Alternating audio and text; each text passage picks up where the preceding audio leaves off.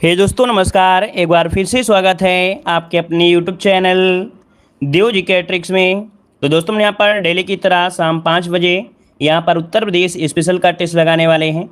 और इस समय जो आपकी क्लास चल रही है आपकी उत्तर प्रदेश स्पेशल की, वो बिल्कुल स्पेशल तरीके की है ना। बहुत ही अच्छी क्लास आपकी है और बहुत ही जानदार आपकी क्लास है। और यहीं से क्वेश्चन आपके बनते हैं, नए प्रकार के भी क्वेश्चन यहाँ पर देखने को मिल रहे हैं जो कि संभावित है कि एग्जाम में यहाँ पर देखने को मिल भी जाएंगे, है ना। चलिए गुड इवनिंग सभी को, गुड इवनिंग सभी को, गुड इवनिंग। और साथ में दोस्तों देखिए काफी लोगों के कमेंट आ रहे थे कि सर कोई जीएस की बुक बता दीजिए, क्योंकि वर्तमान में जो भी आपके एग्जाम लगे हैं, जैसे वीडियो एग्जाम हो गया या पुलिस एग्जाम हो गया या आप लोग बीएड एग्जाम की तैयारी कर रहे हैं, तो आप लोगों के लिए देखिए पूजा प्रकाशन की ये बुक आपके सामान्य ज्ञान की बहुत ही अच्छी बुक आपकी है। प्रीवियस ईयर क्वेश्चन की आपके हैं, यहाँ पर देख सकते हैं। इसकी जो बुक की लिंक है इसे ऑनलाइन भी मंगा सकते हैं, है ना। लिंक नीचे अमेजन की दी गई, तो उससे भी आप लोग मंगा सकते हैं, मार्केट में आपको मिल जाएगी। और जीएस की इस बुक में आप देख सकते हैं कि हर एक टॉपिक को बहुत ही अच्छी तरीके से समझाया गया है। हर एक पॉइंट टू पॉइंट यहाँ पर समझाया गया है, ताकि नया कोई भी स्टूडेंट होगा वो भी अपने मन से पढ़ सकता है इस बुक के माध्यम से। हर एक टॉपिक लिया गया है यहाँ पर। देख भारतीय इतिहास भी है और डिजाइन भी अच्छी तरीके से किया गया है, बहुत ही अच्छी तरीके से डिजाइन आपका किया गया है, ताकि आप स्ट्रक्चर के माध्यम से आप लोग समझ सकते हैं, ठीक है ना। यहाँ पर भारतीय राज्य व्यवस्था हो या आपके यहाँ पर सामान्य विज्ञान हो, विज्ञान प्रौद्योगिकी हो गया या कंप्यूटर भी हो गया, और साथ साथ में विश्व भूगोल, भारत का भूगोल, और यहाँ पर पर्यावरण से, मतलब ऑल टोटल जितना भी आपका जीएस होता है वो सब कुछ इसमें कवर किया गया है। खास बात पॉइंट टू पॉइंट आपकी है। तो लिंक डिस्क्रिप्शन बॉक्स में दी गई है, उससे क्लिक करके इसे ऑनलाइन मंगा सकते हैं, या मार्केट में चले जाइए और बोलिएगा सामान्य अध्ययन की पूजा प्रकाशन चाहिए तो आपको मिल जाएगी, ठीक है ना। तो चलिए आइए स्टार्ट करते हैं। यहाँ पर देखिए क्वेश्चन दिया गया है कि लखनऊ ख्याल गायकी का पितामह किसे माना जाता है। इस क्वेश्चन को हमने कल भी करा दिया था, लेकिन आज भी हम आपको करा रहे हैं ताकि देखें कि कल का क्वेश्चन आपको याद है या नहीं याद है। तो इस बताइए इसका आंसर क्या होगा, बताइए भाई सभी लोग, इसका जो आंसर होगा क्या होगा, क्योंकि इस क्वेश्चन को हमने कल कराया भी था। और देखते हैं कि आप लोगों के जवाब सही है, याद है कि नहीं याद है। चलिए आंसर क्या हो जाएगा आपका, जवाब लगभग सभी का आ गया है। यहाँ पर आ रहा है ए नंबर। देखिए बिल्कुल सही जवाब है, याद रखिए इसका आंसर बनेगा ए नंबर। खुर्शीद अली खां है जो कि लखनऊ ख्याल गायकी की पितामह कहा जाता है, माना जाता है। ऑप्शन बनेगा ए नंबर आपका राइट हो जाएगा, ठीक है। तो भाई जितने लोग बाद में जुड़े हैं, है ना, लाइक सही लाइक नहीं किए तो भाई वीडियो को भी लाइक कर दीजिए, ठीक है। जितने लोग बाद में जुड़े हैं तो वीडियो को लाइक भी कर दीजिएगा। चलिए अगला क्वेश्चन दिया गया है कि बनारस घराने के किस तबला वादक को गुदई महाराज के नाम से भी जाना जाता है। यहाँ पर बताइए कि गुदई महाराज के नाम से जाना जाता है, ये बनारस घराने के तबला वादक हैं। इनमें से बताइए कौन से ये महाराज जी हैं आपके हैं। चलिए भाई महाराज जी सभी जो जितने लोग जुड़े जवाब दीजिए जल्दी से। ये है आपके समता प्रसाद मिश्र, इसका ऑप्शन बनेगा सी नंबर है। समता प्रसाद मिश्र हैं, याद रखिए इनको गुदई महाराज के नाम से भी जाना जाता है। और अधिकतम आप लोगों ने पढ़ा भी होगा गुदई महाराज जो कि तबला वादक आपके हैं, तो याद रखिए इनका नाम है समता प्रसाद मिश्र भी है, तो नोट करिएगा। आगे बढ़ते हैं, क्वेश्चन दिया गया है कि सितार वादक पंडित रविशंकर किस घराने से संबंधित हैं। सितार वादक पंडित रविशंकर किस घराने से संबंधित है, यहाँ पर आंसर क्या होगा। चलिए तो यहाँ पर देखिए आपका जवाब हो जाएगा, यहाँ पर आपके बनारस घराने से है। याद रखिएगा, यहाँ पर नोट करिए कि जो आपके सितार वादक हैं कौन, पंडित रविशंकर। कभी कभी ये क्वेश्चन बन जाता है कि पंडित रविशंकर प्रसाद का संबंध किस वाद्य यंत्र से है, तो सितार वादक से है। किस घराने से है, तो हो जाएगा आपका यहाँ पर बनारस घराने से, ऑप्शन बनेगा आपका ए नंबर। आगे बढ़ते हैं, क्वेश्चन दिया है कि किस घराने को कव्वाल बच्चा घराना कहा जाता है। चलिए बताइएगा कि किस घराने को कव्वाल बच्चा घराना कहा जाता है। देखते हैं इस क्वेश्चन का जवाब कितने लोगों को पता होगा। चलिए जवाब दीजिएगा कि किस घराने को कव्वाल बच्चा घराना के नाम से जाना जाता है। यहाँ पर आंसर आपका राइट क्या होगा। चलिए भाई तो देखिए इसका जवाब आ रहा है आपके आगरा घराने से। चलिए और थोड़ा प्रयास करिए जवाब देने का। यहाँ पर जो आंसर होगा क्या हो जाएगा, चलिए 5 का ऑप्शन जो बनेगा वो हो जाएगा बी नंबर, आगरा घराना। जिसका भी आया आंसर बिल्कुल राइट हो जाएगा, आगरा घराना आपका आंसर यहाँ पर राइट हो जाएगा, ठीक है। चलिए आगे बढ़ते हैं, क्वेश्चन आपसे अगला पूछा गया है कि किस घराने को गौरीपुर घराना के नाम से भी जाना जाता है। किस घराने को गौरीपुर घराना के नाम से भी जाना जाता है, यहाँ पर आंसर आपका राइट क्या हो जाएगा। तो चलिए इसका आंसर में से क्या बनेगा, यहाँ पर देखिए किस घराने को गौरीपुर घराना के नाम से जानते हैं। 6 का ऑप्शन यहाँ पर हो जाएगा ऑप्शन ए नंबर, ये इटावा घराना है। क्या है, इटावा घराना है। इसका ऑप्शन जो बनेगा वो आपका ए नंबर आपका हो जाएगा, ठीक है। आगे बढ़ते हैं, क्वेश्चन दिया है कि किस्सा राधा कन्हैया की रचना किसने की थी। ये बताइए कि किस्सा राधा कन्हैया की रचना किसने की थी। 7 का ऑप्शन क्या हो जाएगा। 7 की अगर हम बात करते हैं तो ऑप्शन बनेगा ये है नवाब वाजिद अली शाह है। याद रखिए इसका ऑप्शन जो बनेगा नवाब वाजिद अली शाह है। यहाँ पर आंसर आपका सी हो जाएगा। किस्सा राधा कृष्ण कन्हैया की रचना जो की थी नवाब वाजिद अली शाह ने, तो इसका ऑप्शन हो जाएगा आपका सी नंबर। आगे बढ़ते हैं, क्वेश्चन दिया है आधुनिक शास्त्रीय हिंदी रंगमंच का जनक किसे माना जाता है। चलिए आईएमपी क्वेश्चन आपको दिया गया है और इस समय देखो नोटिफिकेशन आपका नहीं आता है, हमने आपको बताया है, इसलिए यहाँ पर आप लोग नोटिफिकेशन का इंतजार ना करें। जब डेली क्लास आपकी चलती है तो आपको टाइम से आना है और यहाँ पर हमारे टेलीग्राम से जुड़ जाइए देव जीके ट्रिक, क्योंकि सब लोग कहते हैं शिकायत करते हैं कि सर नोटिफिकेशन नहीं आया है। तो जब इतनी क्लासें हो जाती तो नोटिफिकेशन हो सकता है ना जाए, तो देव जीके ट्रिक्स हमारा टेलीग्राम है तो वहाँ से जुड़ सकते हैं। जरूरी पीडीएफ भी आपकी वहाँ पर प्रोवाइड करा दी जाती हैं, ठीक है, तो आप लोग हमारे टेलीग्राम से जरूर जुड़िएगा। चलिए बताइए आधुनिक शास्त्रीय हिंदी रंगमंच का जनक किसे कहते हैं। 8 का ऑप्शन क्या होगा। चलिए जवाब हो जाएगा डी नंबर है, ये है देवकी नंदन, देवकी हो जाएंगे, दूसरे भाई कहाँ है यहाँ पर देखिए ये दिया गया है आपका डी नंबर। याद रखिएगा यहाँ पर आधुनिक शास्त्रीय हिंदी रंगमंच का जनक मानते हैं भारतेंदु हरिश्चंद्र, इसका ऑप्शन बनेगा आपका डी नंबर हो जाएगा। ठीक है आगे बढ़ते हैं, क्वेश्चन आपसे अगला पूछा गया है, कह रहे हैं निम्नलिखित में से कौन सा एक सुमेलित नहीं है। एक सुमेलित नहीं है, यहाँ पर देखिए आला दिया है बुंदेलखंड से, कजरी दिया है रुहेलखंड से, पूर्वी दिया बिरहा दिया है पूर्वी उत्तर प्रदेश से और अवध दिया है आपके भोजपुरी क्षेत्र से। अब आप ही बताइए कि यहाँ पर कौन सा सुमेलित नहीं है। चलिए यहाँ पर देखिए कजरी, कजरी दिया गया है रुहेलखंड से, तो आप बताइए क्या कजरी रुहेलखंड से है क्या भाई, नहीं है ना। ये जो आपका है कजरी ये तो आपकी मिर्जापुर क्षेत्र हो गया, आपका सोनभद्र क्षेत्र हो गया, या कह सकते हैं पूर्वी उत्तर प्रदेश कह सकते थे, इस कारण से भी ऑप्शन गलत हो गया। अगला क्वेश्चन दिया गया है निम्नलिखित में से कौन बुंदेलखंड का लोक नृत्य नहीं है। बुंदेलखंड का जो लोक नृत्य नहीं है इनमें से बताइए कौन सा आंसर इसका राइट हो जाएगा। चलिए तो देखिए आपका जवाब हो जाएगा आपका बढ़ैया, है ना, बढ़ैया ये बुंदेलखंड का लोक नृत्य नहीं है, तो ऑप्शन बनेगा आपका सी नंबर इसका राइट हो जाएगा। ठीक है आगे बढ़ते हैं, क्वेश्चन आपसे दिया गया है, कह रहा है निम्नलिखित में से कौन लोकगीत बरसात के महीने में गाया जाता है। ये बताइए कि कौन सा लोकगीत है जो बरसात के महीने में गाया जाता है, यहाँ पर ऑप्शन देना है, लॉक करना है, जल्दी से बताइए। तो यहाँ पर देखिए जो कजरी है क्या है, कजरी लोकगीत है, ये बरसात के महीने में गाया जाता है, ऑप्शन बनेगा आपका बी नंबर हो जाएगा। अगला क्वेश्चन दिया गया है मिर्जापुर जो प्रसिद्ध है वो किसके लिए प्रसिद्ध है। मिर्जापुर जो प्रसिद्ध है वो किसके लिए प्रसिद्ध है, 12 का ऑप्शन दीजिएगा। चलिए 12 नंबर में तो 12 का ऑप्शन क्या हो जाएगा, तो आपका जवाब हो जाएगा कजरी के लिए। किसके लिए भाई, कजरी के लिए जाना जाता है, तो ऑप्शन बनेगा आपका ए नंबर हो जाएगा। आगे बढ़ते हैं, क्वेश्चन दिया है संगीत शिक्षा हेतु उत्तर प्रदेश का प्रथम संगीत महाविद्यालय इनमें से कौन सा है। संगीत शिक्षा हेतु उत्तर प्रदेश का प्रथम संगीत महाविद्यालय इनमें से कौन हो जाएगा। चलिए 13 की अगर हम बात करते हैं तो ऑप्शन क्या होगा, ये है आपका आंसर ए नंबर दिया गया है कि भातखंडे, क्या हो जाएगा आपका यहाँ पर भातखंडे हिंदुस्तान संगीत महाविद्यालय है, ये संगीत शिक्षा के लिए उत्तर प्रदेश में प्रथम संगीत महाविद्यालय है। ठीक है आगे बढ़ते हैं, क्वेश्चन आपसे दिया गया है निम्नलिखित में से कौन सबसे प्राचीन वाद्य यंत्र है। सबसे प्राचीन वाद्य यंत्र इनमें से कौन सा हो जाएगा, सरोज, वीणा, तबला या सितार। चलिए कौन सा आंसर हो जाएगा, यहाँ पर देखिए सबसे पुराना है ये वीणा है। कौन है भाई, वीणा, जिसका जवाब आ रहा है बिल्कुल राइट हो जाएगा। यहाँ पर जो वीणा है इसका आंसर राइट हो जाएगा। ठीक है आगे बढ़ते हैं, क्वेश्चन आपसे अगला पूछा गया है कि अमीर खुसरो ने किसके विकास में अग्रणी भूमिका निभाई थी।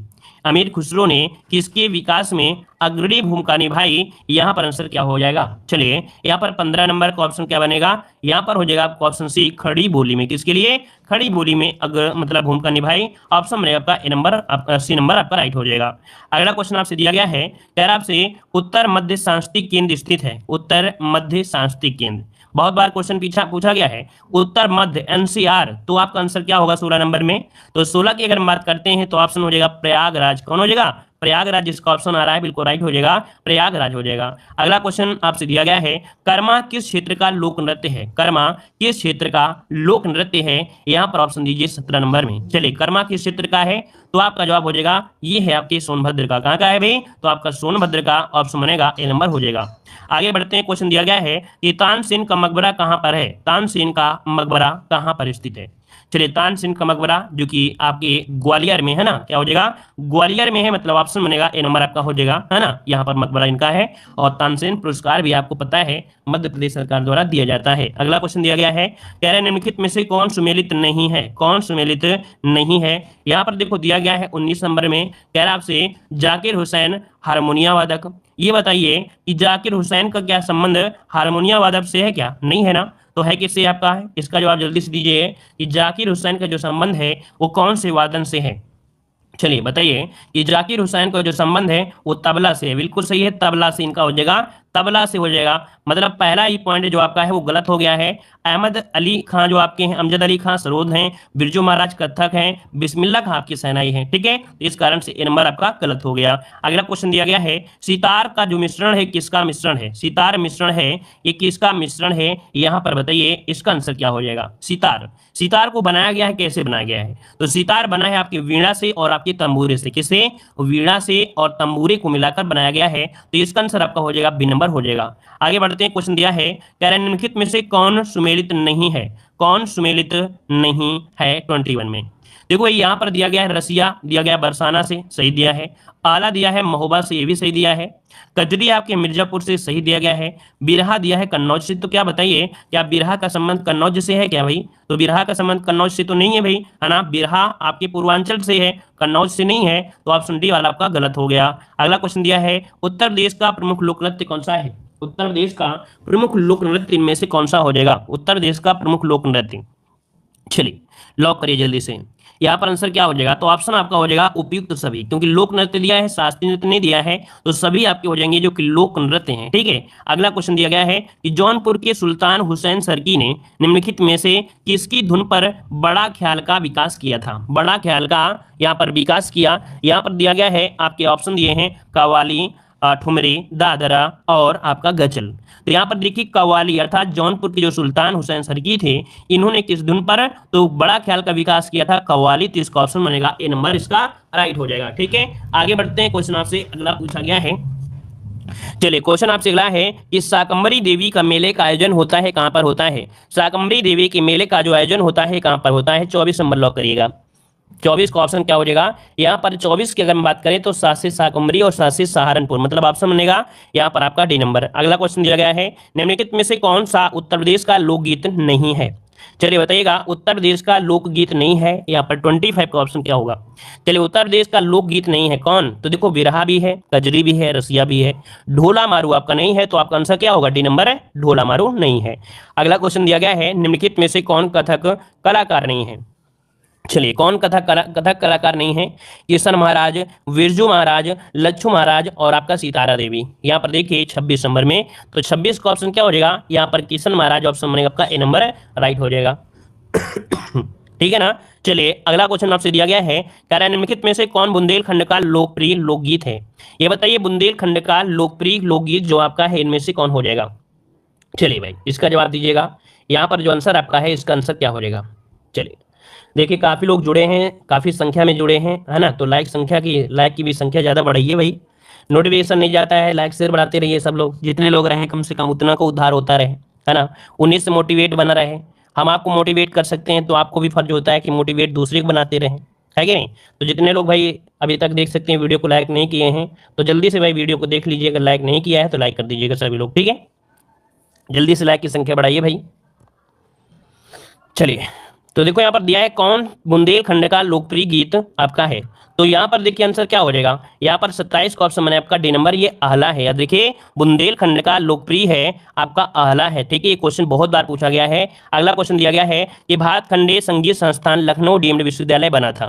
देखो सबसे पहले संगीत विश्वविद्यालय यही था, लेकिन इस संगीत संस्थान को डीम्ड विश्वविद्यालय बनाया गया, और ये डीम्ड जो बनाया गया था कब? 2001 में। इसका ऑप्शन बनेगा यहाँ पर बी नंबर, 2001 हो जाएगा। आगे बढ़ते हैं, क्वेश्चन दिया है प्रसिद्ध शास्त्रीय गायक भीमसेन जोशी का संबंध जो है वो किससे है? चलिए प्रसिद्ध शास्त्रीय गायक भीमसेन जोशी का जो संबंध है वो किससे है? 29 का ऑप्शन लॉक करिए। 29 का ऑप्शन क्या हो जाएगा? तो 29 की अगर हम बात करते हैं तो देखिए ये है आपके किराना घराने से है, ठीक है। तो भीमसेन जोशी का संबंध है वो आपकी किराना घराने से है, ऑप्शन बनेगा आपका सी नंबर हो जाएगा। आगे बढ़ते हैं, क्वेश्चन दिया है चरकुला प्रमुख लोक नृत्य है। चरकुला प्रमुख लोक नृत्य है और ये कहाँ का लोक नृत्य है? चलिए 30 का ऑप्शन दीजिएगा। तो चरकुला कहाँ का है भाई? ब्रजभूमि का है, बार बार पढ़ाया गया था, तो ये आपका ब्रजभूमि का है। यहाँ पर आंसर बनेगा ए नंबर आपका राइट हो जाएगा, है ना। जिसमें बताया गया था कि कोई पहिया होता है उसमें तेल के दीप रखते हैं 108 इसके बाद सर पे, तो ऑप्शन हो जाएगा आपका ए नंबर। अगला क्वेश्चन आपसे दिया गया है कि निम्नलिखित में से किसने लखनऊ के सांस्कृतिक क्रियाकलापों में योगदान नहीं दिया? अब आप बताइए कि लखनऊ के सांस्कृतिक क्रियाकलापों में योगदान जो नहीं दिया था वो किसने नहीं दिया।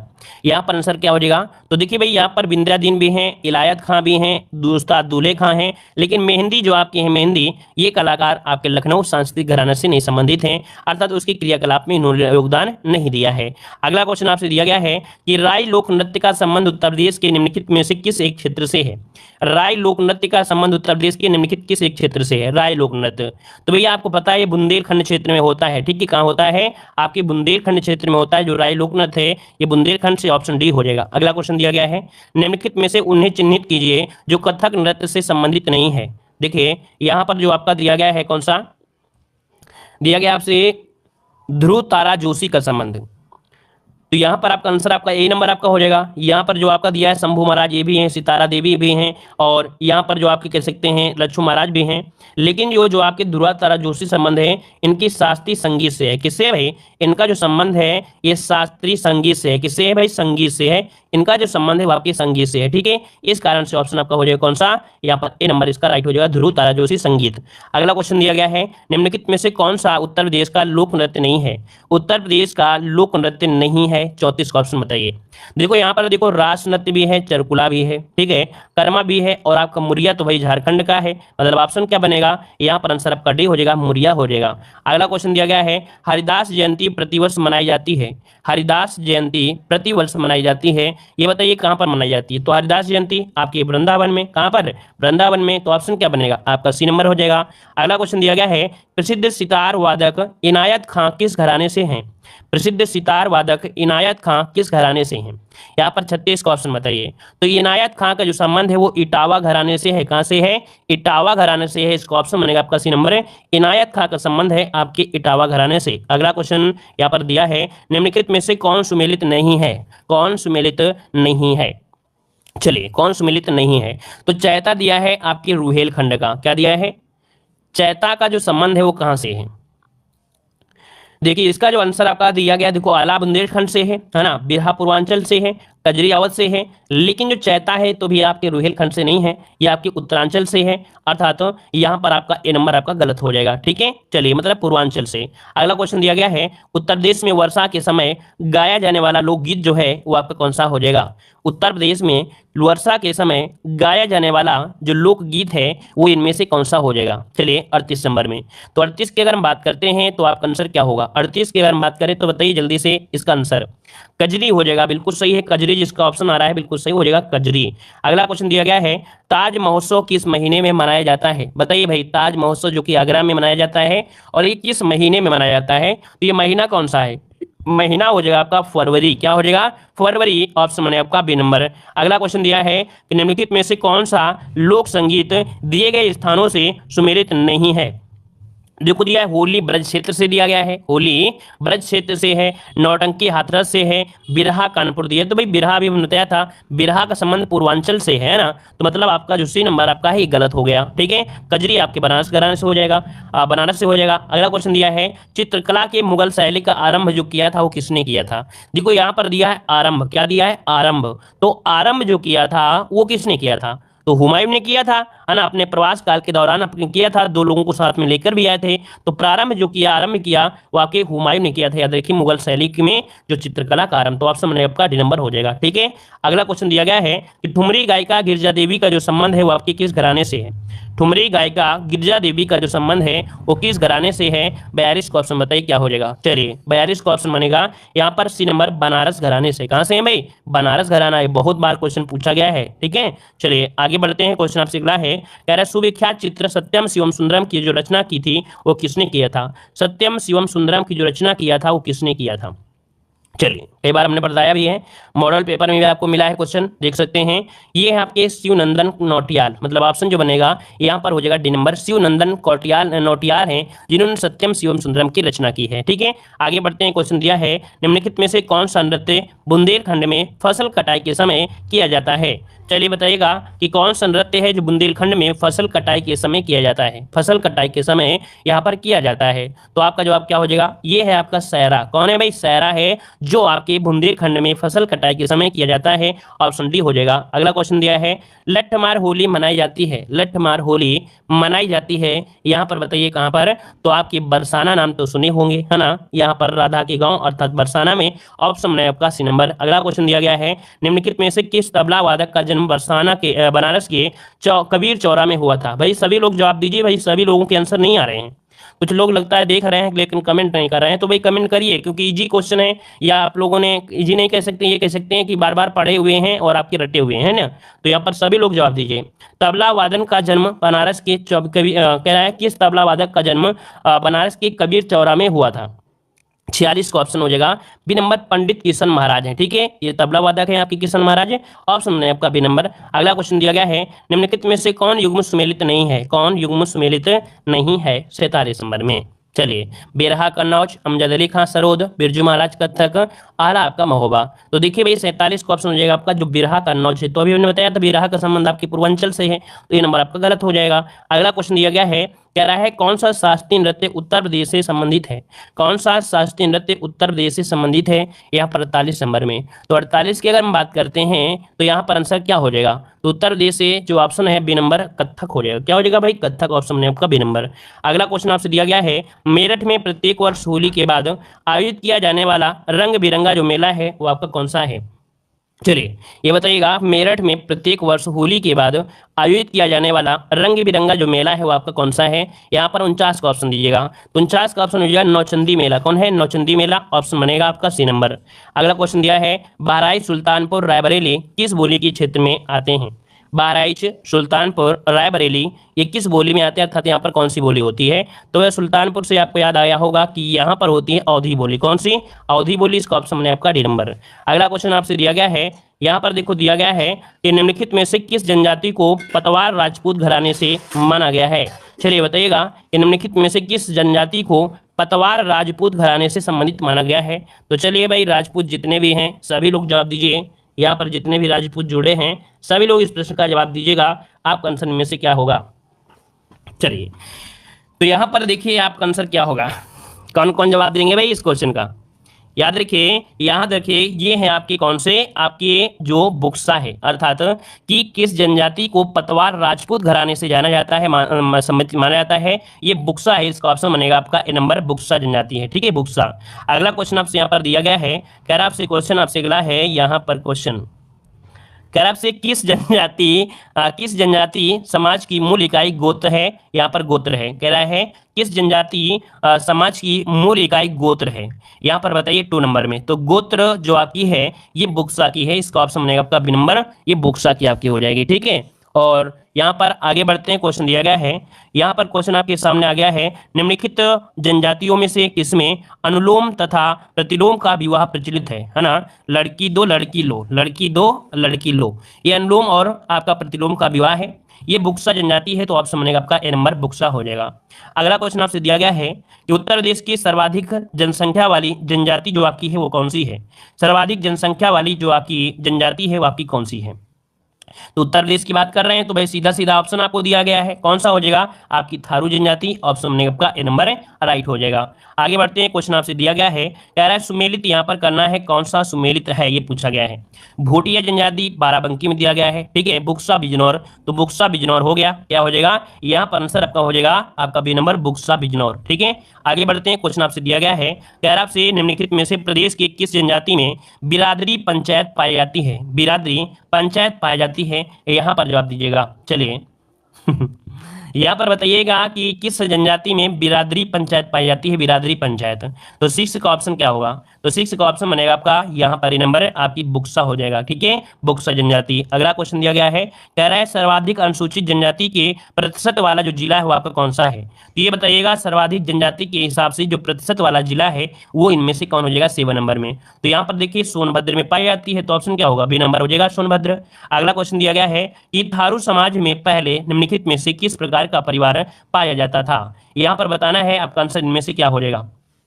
चलिए इसका जवाब दीजिएगा सभी लोगों। थारू समाज में पहले निम्नलिखित में से किस प्रकार का परिवार पाया जाता था? चलिए यहां पर हो जाएगा मातृ सत्तात्मक हो जाएगा। क्या हो जाएगा? यहां पर मातृ पिता हो जाएगा मातृ सत्तात्मक, या पितृसत्तात्मक, यहाँ पर मात्र होना चाहिए, क्या बनेगा, मात्र सत्तात्मक, इसका आंसर बनेगा मात्र सत्तात्मक। इसका मतलब है जो ऑप्शन आपका है वो आपका इसका बी नंबर आपका हो जाएगा, बी नंबर मात्र सत्तात्मक, ठीक है ना। चलिए इसको सुधार कर लीजिएगा, यहाँ पर डी नहीं, यहाँ पर आपको बी होगा, मात्र सत्तात्मक। अगला क्वेश्चन आपसे यहाँ पर दिया गया है, सर्वाधिक अनुसूचित जाति वाला जो जिला है वो आपका कौन सा है। सर्वाधिक अनुसूचित जाति वाला जो जिला है इनमें से कौन हो जाएगा, यहाँ पर आंसर क्या होगा, तो भैया आपका जवाब हो जाएगा यहाँ पर सोनभद्र, क्या हो जाएगा, सोनभद्र हो जाएगा। अगला क्वेश्चन दिया गया है कि अगरिया जनजाति निवास करती है, अगरिया जनजाति निवास करती है, जवाब देना है क्या हो जाएगा। चलिए तो यहाँ पर देखिए आपका आंसर क्या होगा, अगरिया जनजाति आपकी निवास करती है आपके सोनभद्र में, कहाँ पर है, आपके सोनभद्र में। अगला क्वेश्चन आपसे दिया गया है, परहिया जनजाति निवास करती है, परहिया जनजाति जो निवास करती है ये कहाँ पर करती है, परहिया जनजाति, तो देखिए भाई परहिया जनजाति निवास करती है आपके सोनभद्र में, कहाँ पर है, आपके सोनभद्र, तो ऑप्शन बनेगा यहाँ पर ए नंबर। आगे बढ़ते हैं, क्वेश्चन दिया गया है कि कर्मा किस का लोक नृत्य है, कर्मा किसका लोक नृत्य, अर्थात कर्मा जो नृत्य है ये कौन सी जनजाति के द्वारा ये नृत्य किया जाता है। चलिए यहाँ पर आपका 12 नंबर में और 12 का ऑप्शन हो जाएगा खरवार जनजाति, कौन सी है, खरवार जनजाति। याद रखिएगा कि कर्मा जो है वो आपकी खरवार जनजाति में है, ऑप्शन बी इसका राइट हो जाएगा।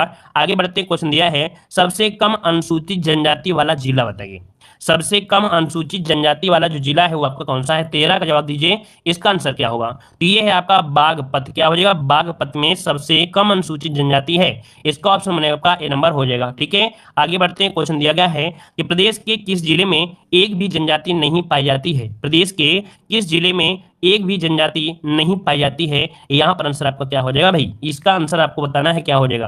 तो देखिए 14 का ऑप्शन बनेगा, यहाँ पर देखिए जो जालौन है और आपका अयोध्या है ना, जालौन और अयोध्या में एक भी जनजाति नहीं पाई जाती है, ऑप्शन बनेगा आपका ए नंबर। अगला क्वेश्चन दिया है, प्रदेश की कुल जनसंख्या का कितने प्रतिशत जनसंख्या जनजातियों का है, तो जनजाति जो पाई जाती है वो 0.6% हमने पढ़ाया है, ये 0.6%, ऑप्शन बनेगा आपका बी नंबर। अगला क्वेश्चन दिया गया है, निम्नलिखित में से कौन सी जनजाति स्वयं को किरात वंश को मानते हैं। चलिए कौन सी जनजाति है जो स्वयं को किरात वंश का मानते हैं, यहाँ पर आपका 16 का ऑप्शन क्या होगा, तो देखिए 16 की अगर हम बात करते हैं तो जो थारू जनजाति है, कौन, जो थारू जनजाति है ये स्वयं को किरात वंश का मानती है, ऑप्शन इसका डी हो जाएगा। आगे बढ़ते हैं, क्वेश्चन दिया गया है, यहाँ पर क्वेश्चन आपसे अगला है, कह रहा है निम्नलिखित में से किस जनजाति में बदला विवाह प्रचलित है, बदला विवाह प्रचलित है, यहाँ पर आंसर क्या होगा, तो भाई बदला विवाह जो आपका है यहाँ पर 17 नंबर में ये थारू जनजाति है, क्या है, थारू जनजाति है बदला विवाह, ऑप्शन बनेगा आपका ए नंबर आपका हो जाएगा। अच्छा देखो यहाँ पर बदला अगर विवाह लगे तो थारू बताना है, लेकिन यहाँ पर ये पूछे अनुलोम और विलोम, क्या, अनुलोम, अनुलोम और प्रतिलोम विवाह, अनुलोम और आपका प्रतिलोम विवाह, ठीक है। तो अनुलोम और प्रतिलोम विवाह अगर पूछ ले प्रतिलोम वाला तो क्या बताना है, बुक्सा बताना है, क्या बताना है, बुक्सा। तो एक साथ इसको नोट कर लीजिएगा, जो बुक्सा जनजाति है वो अनुलोम प्रतिलोम बोला जाता है और बदला विवाह होता है वो आपका थारू बोला जाता है, तो दोनों में आप लोग नोट कर लीजिएगा, ठीक है। चलिए यहाँ पर आगे बढ़ते हैं, क्वेश्चन आपसे अगला पूछा गया है, यहाँ पर दिया गया है निम्नलिखित में से कौन सी जनजाति दीपावली को शोक पर्व के रूप में मनाती है, यहाँ पर आंसर क्या हो जाएगा, तो दीपावली में शोक के रूप में मनाती है, यहाँ पर कौन सी है, तो आपकी थारू जनजाति हो जाएगा, डी नंबर थारू जनजाति।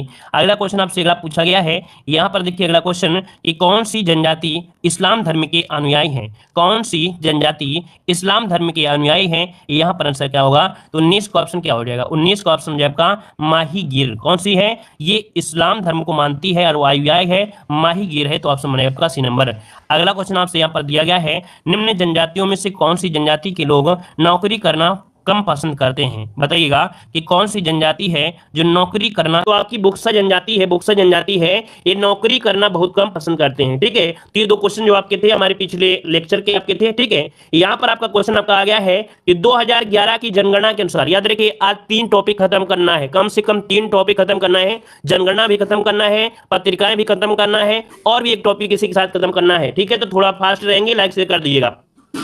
चलिए क्वेश्चन दिया गया है, 2011 की जनगणना के अनुसार प्रदेश की वार्षिक वृद्धि दर जो आपकी है वो कितनी थी। चलिए यहाँ पर बताना है कि वार्षिक जो वृद्धि दर है वो आपकी कितनी थी, इसका आंसर बताना है। चलिए यहाँ पर याद रखिए 1.85, मतलब ऑप्शन बनेगा यहाँ पर आपका ये हो जाएगा कि 2011 की जनगणना के अनुसार वार्षिक वृद्धि दर जो रही है वो रही है कितना, 1.85, ऑप्शन बनेगा यहाँ पर आपका ए नंबर हो जाएगा। आगे बढ़ते हैं, क्वेश्चन आपसे दिया गया है, सर्वाधिक लिंगानुपात वाला जिला कौन सा है, सर्वाधिक लिंगानुपात वाला जिला है वो आपका कौन सा है, तो कौन हो जाएगा आपका यहाँ पर देखिए जौनपुर आपको हमने कई बार पढ़ाया है कि सर्वाधिक लिंगानुपात वाला जिला है कौन सा, जौनपुर। ऑप्शन क्या बनेगा यहाँ पर आपका ए नंबर हो जाएगा, जौनपुर हो जाएगा। अगला क्वेश्चन दिया गया है न्यूनतम लिंगानुपात वाला जिला कौन सा है, न्यूनतम लिंगानुपात वाला जिला कौन सा हो जाएगा। तो देखो भाई यहाँ पर जो गौतम बुद्ध नगर है, याद रखिए गौतम बुद्ध नगर है, ये आपका न्यूनतम लिंगानुपात वाला जिला है। ऑप्शन बने आपका डी नंबर। ये जितने भी क्वेश्चन आपके हैं तो हम कम से कम 1000 बार क्वेश्चन पूछे गए, याद रखिएगा। अगला क्वेश्चन दिया गया है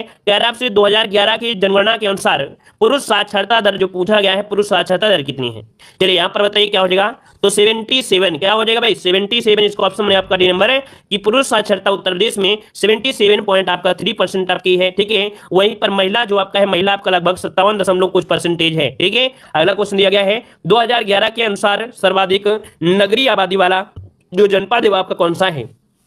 2011 के अनुसार सर्वाधिक नगरीय आबादी वाला जनपद इनमें से कौन सा हो जाएगा। तो यहाँ पर नगरी के हिसाब से बोला है तो आंसर क्या होगा भाई, गाजियाबाद हो जाएगा। क्या, गाजियाबाद जिसका आंसर आ रहा है बिल्कुल राइट हो जाएगा, गाजियाबाद हो जाएगा। अगला क्वेश्चन आपसे दिया गया है कह रहा है 2011 की जनगणना के अनुसार महिला पुरुष अनुपात जो दिया है, लिंगानुपात जिसे बोलते हैं। अब आप बताइए कि जो लिंगानुपात रहा है वो कितना रहा है, लिंगानुपात कितना रहा है। तो 912 अर्थात 1000 महिलाएं तो 912 क्या, सॉरी 1000 पुरुष तो 912 कितनी महिला। मतलब ये हुआ कि प्रति 1000 पर काउंट किया जाता है, ठीक है। तो यहाँ पर आंसर हो जाएगा सी नंबर, यहाँ पर 912 महिलाएं, ठीक है। ये लिंगानुपात है, याद रखिएगा। सॉरी ये कह सकते हैं कि जो महिला लिंगानुपात है वो आपका 912 है, ठीक है। चलिए अगला क्वेश्चन आपसे दिया गया है 2011 की जनगणना के अनुसार उत्तर प्रदेश की कुल साक्षरता दर आपकी कितनी है। चलिए बताइएगा। ऊपर वाले में समझिए ना, 1000 पुरुष है तो आपकी 912 महिलाएं हैं। चलिए यहाँ पर दिया है 2011 की जनगणना के अनुसार उत्तर प्रदेश की कुल साक्षरता दर पूछा है, कुल साक्षरता दर। और कुल साक्षरता दर है तो आपका जवाब हो जाएगा ए नंबर 67.72%। मतलब ऑप्शन बनेगा आपका ए नंबर हो जाएगा। अगला क्वेश्चन दिया गया है उत्तर प्रदेश में नगरीय क्षेत्र की औसत साक्षरता जो है वो कितनी है। उत्तर प्रदेश में नगरीय क्षेत्र की जो औसत साक्षरता है अर्थात नगरों में रहने वालों की जो साक्षरता है वो आपकी कितनी है। यहाँ पर आपका आंसर क्या होगा। तो यहाँ पर हो जाएगा 75। भाई पढ़े लिखे ज्यादा होते हैं नगरों में इसलिए तो बचते हैं, उनके जो बच्चे हैं वो पढ़ लिख जाएंगे, नौकरी करेंगे, है ना। तो ऑप्शन क्या होगा, बी नंबर आपका हो जाएगा। अगला क्वेश्चन आपसे दिया गया है 2011 की जनगणना के अनुसार सर्वाधिक ग्रामीण जनसंख्या वाला जो जिला है वो आपका कौन सा है। सर्वाधिक ग्रामीण जनसंख्या वाला जो जिला है वो आपका कौन सा है। चलिए यहाँ पर जवाब दीजिए, इसका आंसर आपका राइट क्या हो जाएगा। तो चलिए यहाँ पर देखिए आप आंसर जवाब 1 और 9 की अगर बात करते तो ऑप्शन में आपका ए नंबर यहाँ पर हो जाएगा प्रयागराज। क्या हो जाएगा भाई, प्रयागराज हो जाएगा, ठीक है। चलिए अगला क्वेश्चन दिया गया है 2011 की जनगणना के अनुसार न्यूनतम ग्रामीण जनसंख्या वाला जो जिला है वो कौन सा है। न्यूनतम ग्रामीण जनसंख्या वाला जिला इनमें से क्या हो जाएगा। तो देखिए भाई इनका जो आंसर बनेगा वो आपका हो जाएगा कौन सा, ए नंबर है गौतम बुद्ध नगर हो जाएगा। ऑप्शन बनेगा आपका ए नंबर हो जाएगा। अगला क्वेश्चन आपसे दिया गया है 2011 की जनगणना के अनुसार सर्वाधिक ग्रामीण जनसंख्या प्रतिशत वाला जो जिला है वो आपका कौन सा है। सर्वाधिक ग्रामीण जनसंख्या भूमि प्रतिशत के हिसाब से ये आपका कौन सा है। तो ये जो आपका है सर्वाधिक ग्रामीण ये है आपका कौन सा, श्रावस्ती। कौन सा, श्रावस्ती मतलब ऑप्शन है यहाँ पर नंबर होगा। अगला क्वेश्चन आपसे दिया गया है 2011 की जनगणना के अनुसार न्यूनतम ग्रामीण आबादी प्रतिशत वाला जिला, न्यूनतम ग्रामीण आबादी प्रतिशत वाला जिला कौन सा है।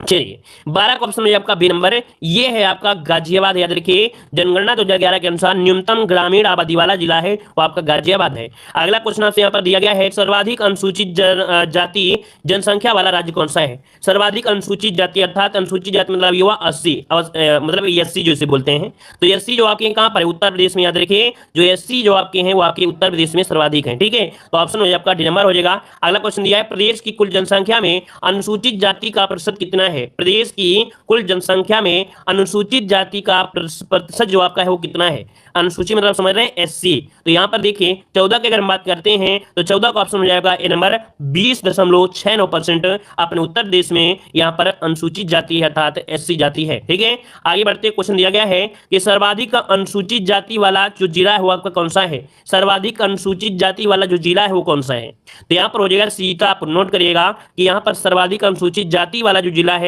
वो आपका सीतापुर हो जाएगा। आंसर आपका डी हो जाएगा। अच्छा याद रखिए एग्जाम में थोड़ी से ये पॉइंट को गौर रखा करिए कि जब ये टॉपिक पूछा जाए तो आप देख लिया करें कहीं जाति पूछ रहा है या जनजाति पूछ रहा है, क्योंकि जनजाति मतलब होता है एसटी होता है, ठीक है ना, और अनुसूचित जाति मतलब एससी होता है, तो दोनों में अंतर होता है, नोट कर लीजिएगा। तो आंसर आपका हो जाएगा डी नंबर। अगला क्वेश्चन दिया है कि न्यूनतम अनुसूचित जाति जनसंख्या वाला जिला, न्यूनतम अनुसूचित जाति जनसंख्या वाला जिला यहाँ पर 16 नंबर में, तो ये हो जाएगा बागपत हो जाएगा। याद रखिएगा कि न्यूनतम अनुसूचित जाति जनसंख्या वाला है बागपत, ऑप्शन में आपका डी नंबर बागपत। अगला क्वेश्चन दिया गया है प्रदेश में अनुसूचित जातियों में सर्वाधिक लिंगानुपात जो आपका है किसका है? प्रदेश में अनुसूचित जातियों में सर्वाधिक लिंगानुपात जो है ये कहां का है? तो आपके आजमगढ़ का है। इनमें ऑप्शन जो आपका है वो डी नंबर हो जाएगा कि प्रदेश में सर्वाधिक प्रदेश में अनुसूचित जातियों में सर्वाधिक लिंगानुपात। तो याद रखिए अनुसूचित जातियों में अर्थात एससी में देखा जाए जो लिंगानुपात है वो आपके आजमगढ़ में है। इसका ऑप्शन में आपका डी नंबर आजमगढ़ हो जाएगा। अगला क्वेश्चन दिया गया है कि उत्तर प्रदेश में सर्वाधिक इस्लाम जनसंख्या वाला जो जिला है वो कौन सा है? इस्लाम जनसंख्या है ये आपकी कौन सी है? तो देखिए भाई यहाँ पर जो आंसर आपका बनेगा वो कौन सा हो जाएगा? यहाँ पर इस्लाम जनसंख्या आपका मेरठ, इसका ऑप्शन बनेगा आपका बी नंबर। यहाँ पर मेरठ जो कि आपका आंसर हो जाएगा बी नंबर, राइट हो जाएगा। आगे बढ़ते हैं, क्वेश्चन आपसे अगला पूछा गया है कि प्रदेश में लिंगानुपात का विभेद सर्वाधिक रूप से जो घटा था वो कब घटा था? यहाँ पर जवाब दीजिएगा कि जो सर्वाधिक लिंगानुपात का विभेद घटा था, है ना, मतलब जो अंतर आया था ये कब आया था? यहाँ पर आंसर देना है। आपका जवाब इनमें से क्या हो जाएगा भाई? चलिए यहाँ पर देखिए आपका जवाब इनमें से क्या हो जाएगा। चलिए तो देखिए 19 का ऑप्शन बनेगा आपका डी नंबर। 1991 से 2001 क्या हो जाएगा? 1991 से 2001 इसका आंसर राइट हो जाएगा।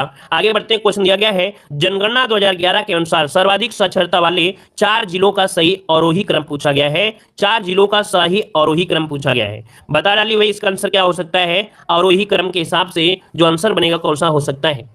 तो देखिए भाई गौतम बुद्ध नगर, कानपुर नगर और रैया, फिर आपका इटावा। ऑप्शन क्या हो जाएगा? यहाँ पर जो आंसर आपका बनेगा कह रहा आपसे सर्वाधिक साक्षरता, तो देखिए आंसर आपका हो जाएगा सी नंबर। यहाँ पर हो जाएगा गौतम बुद्ध नगर, कानपुर, फिर इसके बाद रैया, फिर आपका इटावा। अगला क्वेश्चन आपसे यहाँ पर दिया गया है कि 2011 के अनुसार सर्वाधिक औसत साक्षरता वाले निम्नलिखित में से 4 जिलों का अवरोही क्रम आपसे पूछा गया है। अब 21 नंबर की अगर बात करते हैं 21 नंबर में तो गौतम बुद्ध नगर, फिर कानपुर, फिर आपका रैया, फिर आपका इटावा, है ना, तो आपका आंसर क्या हो जाएगा? गौतम बुद्ध नगर, कानपुर, औरैया, इटावा, ऑप्शन में आपका बी नंबर हो जाएगा। आगे बढ़ते हैं, क्वेश्चन आपसे अगला पूछा गया है कह रहा है प्रदेश में जनसंख्या की 10 की वृद्धि दर जो अधिकतम रही थी वो आपकी कब रही थी? अर्थात जो 10 की वृद्धि दर हुई थी वो कब देखने को मिली थी? यहाँ पर 22 नंबर में। तो याद रखिए 91 और 2001, मतलब ऑप्शन जो बनेगा वो आपका डी हो जाएगा 91 और 2001 में। अगला क्वेश्चन आपसे दिया गया है उत्तर प्रदेश में सर्वाधिक या अधिकतम क्षेत्रफल वाला जो जनपद है वो आपका कौन सा है? उत्तर प्रदेश में अधिकतम क्षेत्रफल वाला जनपद कौन सा है? तो यहाँ पर जनपद हो जाएगा आपका बी नंबर लखीमपुर खीरी। क्या हो जाएगा? लखीमपुर खीरी, इसका ऑप्शन बनेगा यहाँ पर आपका बी नंबर हो जाएगा। आगे बढ़ते हैं, क्वेश्चन दिया गया है 2011 के अनुसार प्रदेश में एसटी की सर्वाधिक सांद्रता कहां है? एसटी जो आपकी है वो कहां मिलेगी? चलिए 24 नंबर में, तो एसटी जो आपकी मिलेगी ये आपकी सोनभद्र में है। ऑप्शन में आपका बी नंबर सोनभद्र हो जाएगा। आगे बढ़ते हैं, क्वेश्चन दिया गया है कि 2001 के अनुसार निम्नलिखित में से कौन सा सर्वाधिक साक्षर है? ये बताइए जो सर्वाधिक साक्षर है इनमें से वो कौन से हैं? जो जैन लोग हैं वो आपके सर्वाधिक साक्षर है 2001 के अनुसार, तो इसका ऑप्शन बनेगा ए नंबर, इसका राइट हो जाएगा। अगला क्वेश्चन दिया गया है निम्नलिखित में से कौन जनसंख्या की दृष्टि से उत्तर प्रदेश का सबसे बड़ा जनपद है? यहाँ पर बताइए उत्तर प्रदेश का सबसे बड़ा जनपद पूछा है, वो भी जनसंख्या की दृष्टि से पूछा है। अब आप बताइए कौन सा हो सकता है यहाँ पर आंसर? तो आंसर क्या बनेगा? आंसर आपका बनेगा यहाँ पर देखिए ऑप्शन बी हो जाएगा प्रयागराज हो जाएगा। क्या हो जाएगा? प्रयागराज हो जाएगा, ऑप्शन बनेगा आपका बी नंबर। अगला क्वेश्चन दिया गया है 2011 के अनुसार निम्नलिखित में से सबसे कम जनसंख्या वाला जिला कौन सा है? चलिए यहाँ पर जवाब देना है सबसे कम जनसंख्या, तो देखो भाई महोबा हो जाएगा। क्या? महोबा हो जाएगा। और अगला क्वेश्चन आपसे यहाँ पर दिया गया है कि 2011 के अनुसार प्रदेश के किस जिले में सबसे कम महिला साक्षर है? भाई सबसे कम महिला जो साक्षर है वो कहाँ पर है? तो आपके रामपुर में है। यहाँ पर आंसर क्या हो जाएगा? सी नंबर रामपुर हो जाएगा। अगला क्वेश्चन दिया गया है जनगणना 2011 के अनुसार सर्वाधिक साक्षरता वाला जिला। चलिए सर्वाधिक साक्षरता वाला जिला कौन सा है? तो आपका गौतम बुद्ध नगर है। क्या है भाई? गौतम बुद्ध नगर, ऑप्शन में आपका बी नंबर। अगला क्वेश्चन दिया गया है 2011 के अनुसार निम्नलिखित में से सर्वाधिक जनघनत्व वाला जिला, सर्वाधिक जनघनत्व वाला जो जिला है वो कौन सा है? तो यहाँ पर आंसर क्या हो जाएगा? गाजियाबाद, जिसका आंसर हो जाएगा बिल्कुल राइट हो जाएगा, गाजियाबाद आंसर हो जाएगा। आगे बढ़ते हैं, क्वेश्चन दिया गया है अगला क्वेश्चन कि उत्तर प्रदेश से प्रकाशित प्रथम हिंदी पत्र साप्ताहिक इनमें से कौन था? चलिए यहाँ पर जवाब दीजिए। यहाँ पर आंसर देना है कि उत्तर प्रदेश से प्रकाशित प्रथम हिंदी पत्र साप्ताहिक इनमें से कौन था? यहाँ पर जवाब दीजिए। इसका आंसर कितने लोग जवाब दे सकते हैं? चलिए यहाँ पर बताइए इसका आंसर क्या होगा? यहाँ पर बताइए कि उत्तर प्रदेश से प्रकाशित प्रथम हिंदी पत्र साप्ताहिक इनमें से कौन था। देखो हमने बताया है इस क्वेश्चन में थोड़ा समझ के जवाब दिया करें। यहाँ पर जो देखो दिया गया है उत्तर प्रदेश से प्रकाशित पूछा है, ना कि कोलकाता से प्रकाशित दिया गया है। अगर भारत में पूछता तो हम लोग उदंत मातन लगाते, लेकिन यहाँ पर दिया उत्तर प्रदेश से प्रकाशित प्रथम हिंदी पत्र, तो आपका हो जाएगा बनारस अखबार होगा। यहाँ पर जो आंसर बताना है याद रखिए, इसका आंसर बी हो जाएगा। नोट करिएगा, जिन लोगों से गलती हो रही थी वो लोग इसका जवाब देना है, बी नंबर देना है। ठीक है, अगला क्वेश्चन दिया गया है कि उत्तर प्रदेश से प्रकाशित प्रथम हिंदी पत्र बनारस अखबार के संपादक कौन थे। इस क्वेश्चन को नोट करते चलिएगा, नए क्वेश्चन मिल रहे हैं, याद रखिए क्वेश्चन को नोट करिएगा कि उत्तर प्रदेश से प्रकाशित प्रथम हिंदी पत्र बनारस अखबार के संपादक इनमें से कौन थे।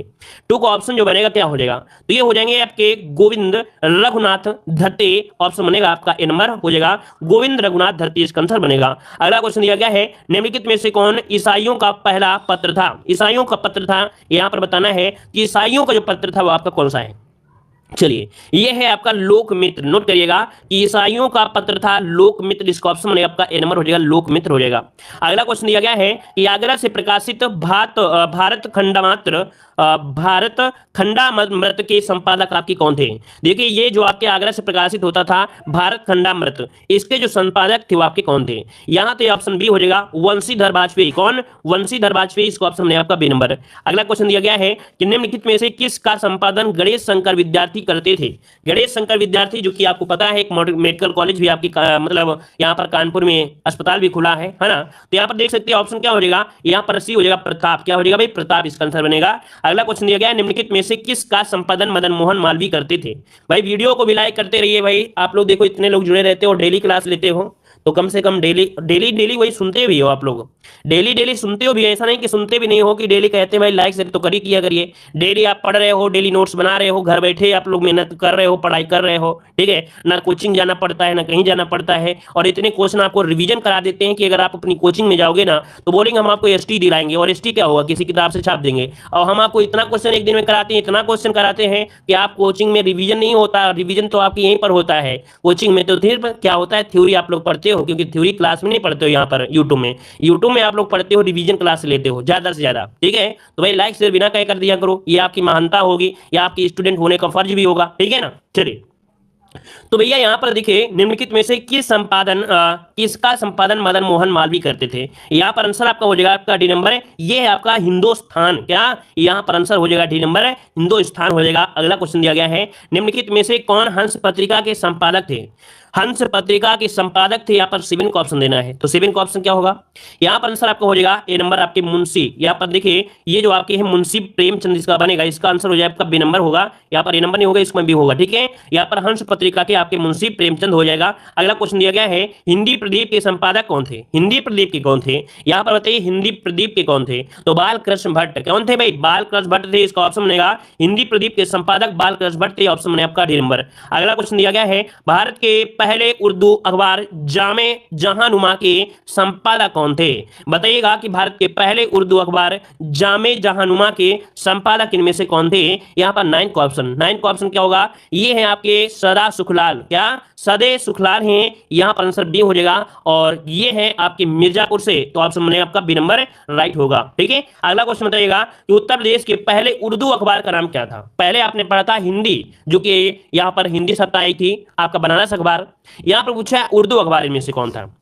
चलिए ये आपका सदरुल। क्या था भाई, सदरुल, इसका आंसर बनेगा डी नंबर। उत्तर प्रदेश का पहला उर्दू अखबार है सरदुल, ऑप्शन में आपका डी नंबर। अगला क्वेश्चन दिया गया है कि कामरेड तथा हमदर्द अकबर का प्रकाशन करते थे। मतलब अखबार का यहाँ पर हो जाएगा कि कामरेड तथा हमदर्द अखबार का प्रकाशन करते थे। यहाँ पर कौन करते थे भाई, यहाँ पर मौलाना मोहम्मद अली जौहर। मौलाना मोहम्मद अली जौहर जो कि ऑप्शन है आपका ए नंबर, इसका आंसर बनेगा ए नंबर हो जाएगा। अगला क्वेश्चन आपसे दिया गया है, कह रहा है उर्दू दैनिक कौमी आवाज का प्रकाशन निम्नलिखित में से किसके प्रयास के फलस्वरूप हुआ था। उर्दू दैनिक कौमी आवाज का प्रकाशन निम्नलिखित में से किन के प्रयासों के फलस्वरूप हुआ था। यहाँ पर 12 का ऑप्शन देना है, आपका आंसर में से 12 का क्या हो जाएगा। चलिए तो देखिए भाई यहाँ पर अगर 12 की अगर बात करते हैं तो यहाँ पर आंसर हो जाएगा उर्दू दैनिक कौमी आवाज का प्रकाशन, ये है आपके जवाहरलाल नेहरू और रफी अहमद की दुबई। यहाँ पर आंसर हो जाएगा जवाहरलाल नेहरू और रफी अहमद की दुबई, इसका आंसर आपका ए हो जाएगा। अगला क्वेश्चन आपसे दिया गया है, कह रहा है कि इसकी उपाधि जग उजियारे थी। यहाँ पर बताइए भाई किसकी उपाधि थी जग उजियारे के नाम से जाना जाता है। यहाँ पर बताइए किसको जग उजियारे के नाम से उपाधि दी गई थी। जग उजियारे के नाम से जो उपाधि दी गई थी किसे दी गई थी। बहुत ही रंगबाज टॉपिक है, बिल्कुल लल्लन टॉप आपका टॉपिक आपका है। बताइएगा कि किसकी उपाधि जग उजियारे थी यहां पर आंसर। तो राइट आंसर आपका हो जाएगा यहां पर हो जाएगा सी नंबर आपके निजामुद्दीन औलिया की ये आपकी उपाधि थी। नोट करिएगा इन्हें जग उजियारे के नाम से भी जानते थे, इनकी उपाधि थी ऑप्शन सी हो जाएगा निजामुद्दीन औलिया की थी। अगला क्वेश्चन आपसे दिया गया है कि किसे तोता ए हिंद कहा जाता था। किसे तोता ए हिंद कहा जाता था। यहां पर आंसर क्या होगा, तो भाई आपका जवाब क्या होगा अमीर खुसरो। क्या होगा भाई अमीर खुसरो, ऑप्शन में आपका ए नंबर राइट हो जाएगा। अगला क्वेश्चन दिया गया है निम्नलिखित में से किसने भागवत पुराण का फारसी में अनुवाद किया। यहां पर बताइए किसने भागवत पुराण का फारसी में अनुवाद किया। यहां पर आंसर क्या हो जाएगा। चलिए याद रखिए यहां पर आप लोग कहोगे कि भैया अबुल फजल, कोई कहेगा फैजी, कोई कहेगा कुछ, है ना, लेकिन आंसर क्या होगा कुछ और ही होगा। याद रखिए थ्री का ऑप्शन जो होगा वो आपका हो जाएगा यहाँ पर बी नंबर राजा टोडरमल है। नोट कर लीजिएगा इसने भागवत पुराण की फारसी में अनुवाद किया राजा टोडरमल ने किया था। यहाँ पर आंसर बी हो जाएगा। और अगला क्वेश्चन दिया है बीरबल का जो जन्म हुआ था, बीरबल का जो जन्म हुआ था कहाँ हुआ था। इसका जवाब आप लोग कमेंट बॉक्स में कमेंट करिएगा। इसका जवाब आप लोग कमेंट बॉक्स। धन्यवाद, जय हिंद, वंदे मातरम।